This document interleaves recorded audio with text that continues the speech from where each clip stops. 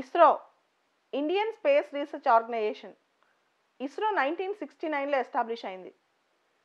ISRO establish అయ్యేటప్పుడు ప్రపంచంలో భారతదేశంలో చాలామంది ఇండియాలో తినడానికి అన్నం లేదు, స్పేస్ రీసెర్చ్కి అంత ఖర్చు పెట్టాలా అని ఎగతాళి చేశారు. కానీ ఇప్పుడు అనేక దేశాలకి మన ఇస్రో ఆదర్శం. అంతేకాదు చాలా దేశాలు ఇజ్రాయెల్, అమెరికా, ఫ్రాన్స్, రకరకాల దేశాల శాటిలైట్స్ని కూడా మన ఇస్రో లాంచ్ చేస్తూ ఉంటుంది. ఇస్రో కమర్షియల్ వింగ్ యాంత్రిక్స్ కూడా చాలా పాపులర్ అయిపోయిందనమాట. ఇప్పుడు ఇస్రో స్పేస్ డిఫెన్స్ కూడా ముందుకు వెళ్తుంది, స్పేస్ డిఫెన్స్లో కూడా.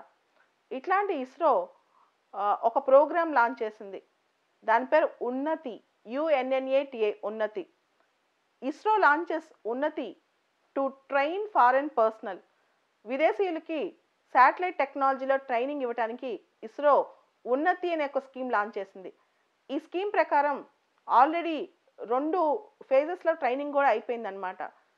ఫస్ట్ ఫేజ్లో 17 దేశాల నుంచి, ఫస్ట్ ఫేజ్లో 17 కంట్రీస్ నుంచి దాదాపు 30 మెంబర్స్ వచ్చి ఇండియా దగ్గర nano satellite technology, satellite applications, వీటి మీద శాటిలైట్ రీసెర్చ్, వీటి మీద చాలా నాలెడ్జ్ నేర్చుకుని వెళ్ళారనమాట. ఉన్నతి అనే ప్రోగ్రామ్ ఇస్రో లాంచ్ చేసింది. ఉన్నతి means యూనిస్పేస్ nano satellite assembly and training by ISRO. ఉన్నతి అంటే యూనిస్పేస్ nano satellite assembly and training by ISRO. And ఈ ప్రోగ్రామ్ ప్రకారం, ఉన్నతి స్కీమ్ ప్రకారం ఫారెన్ కంట్రీస్లోని ఎక్స్పర్ట్స్కి స్పెషల్ ట్రైనింగ్ ఇస్తుందన్నమాట శాటిలైట్ లాంచింగ్లో వాటిలో. అండ్ ఈ ప్రోగ్రామ్ వల్ల పార్టిసిపేటింగ్ కంట్రీస్ శాటిలైట్ లాంచింగ్ టెక్నాలజీలో కొత్త కొత్త అంశాలు నేర్చుకోవచ్చు. Assembling, integrating, testing nano satellites. Assembling, integrating, testing nano satellites. ఈ ప్రోగ్రామ్ ఇస్రో యొక్క బ్రాండింగ్ కూడా చాలా ఉపయోగపడుతుంది. దీన్ని బట్టి మనకి ఏమర్థమవుతుందంటే ఇండియన్ స్పేస్ రీసెర్చ్ అనేది ప్రపంచంలో చాలా దేశాలకు ఆదర్శం అని చెప్పి. అండ్ ఫస్ట్ బ్యాచ్, ఈ ఉన్నతి స్కీమ్ కింద ఫస్ట్ బ్యాచ్ మార్చ్ 2019లో కంప్లీట్ అయిపోయింది. తర్వాత సెకండ్ బ్యాచ్ అక్టోబర్ 2019లో కంప్లీట్ అయింది. థర్డ్ బ్యాచ్ అక్టోబర్ 2020లో జరగాల్సి ఉందన్నమాట. అండ్ ఫస్ట్ బ్యాచ్లో ఆల్రెడీ చెప్పాను కదా, 30 మంది పార్టిసిపెంట్స్ 17 దేశాల నుంచి, 30 మంది పార్టిసిపెంట్స్ 17 దేశాల నుంచి అనమాట. అసలు ఈ ఉన్నతి అనే ప్రోగ్రామ్ ఎందుకు లాంచ్ చేశారు? ఈ ఉన్నతి అనే ప్రోగ్రామ్ లాంచ్ చేయడానికి ప్రధానమైన కారణం 50th anniversary of UNISPACE. 50th anniversary of UNISPACE, United Nations conference on exploration and peaceful use of outer space. యాక్చువల్గా 1968లో United Nations conference on exploration and peaceful use of outer space అని 1968లో జరిగింది. Outer స్పేస్ని శాంతియుతంగా వాడుకోవడం, దానికి సంబంధించి 50th anniversary అనేది దాని యానివర్సరీ ఒకటి సెలబ్రేట్ చేసాం వియన్నాలో. 50th anniversary of యూనిస్పేస్. యూనిస్పేస్ అంటే United Nations conference on exploration and peaceful use of outer space. దానికి సంబంధించి 50th యానివర్సరీ కూడా జరిగింది వియన్నాలో. ఔటర్ స్పేస్ని ప్రపంచ దేశాలు ఎలా వాడుకోవాలో ఆల్రెడీ మనకి ఒకసారి డిస్కస్ చేసాం. ఔటర్ స్పేస్ ట్రీటీ అని చెప్పి 1967లో ఒక ట్రీటీ సైన్ అయింది అని చెప్పి.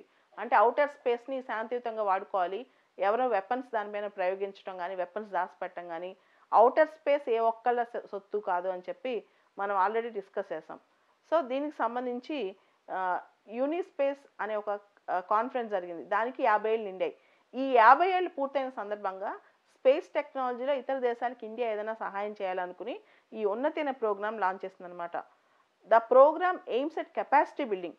ఉన్నతి programme aims at capacity building in satellite technology. Satellite టెక్నాలజీలో కెపాసిటీ బిల్డింగ్ పెంచడానికి, అదేవిధంగా నానో శాటిలైట్స్ని కొత్త రకాల అసెంబ్లింగ్ కానీ, టెస్టింగ్ కానీ, వీటికి సంబంధించి నానో శాటిలైట్ సంబంధించి, అలానే కొత్త కొత్త ట్రైనింగ్ సెంటర్స్ని పెంపొందించడానికి, దాంతోపాటు శాటిలైట్ ఫ్యాబ్రికేషన్ టెక్నాలజీస్లో అందరికీ నాలెడ్జ్ పెంచడానికి, దాంతోపాటు శాటిలైట్ ఫ్యాబ్రికేషన్ టెక్నాలజీలో అందరికీ నాలెడ్జ్ పెంచడానికి అనమాట. మనందరికి తెలుసు ఇస్రో అనేది 1969లో లాంచ్ అయింది.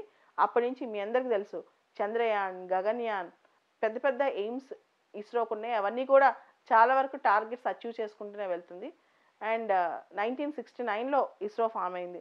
And 50th anniversary of UNISPACE, United Nations conference on exploration and peaceful use of outer space. దీని గురించి కూడా ఒకసారి చదువుకోండి.